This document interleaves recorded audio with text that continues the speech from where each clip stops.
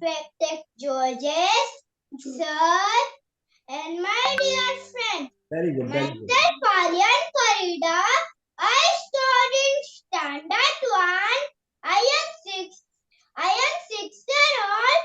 Today I am going to English story.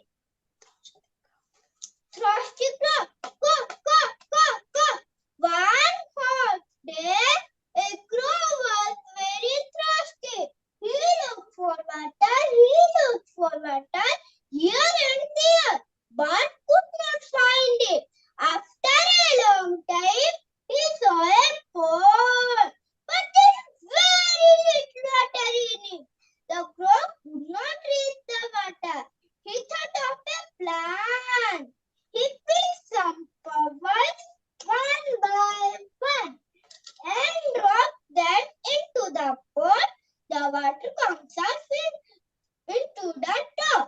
The crow drank the water and flew away happily. Was a clever crow. The moral of the story is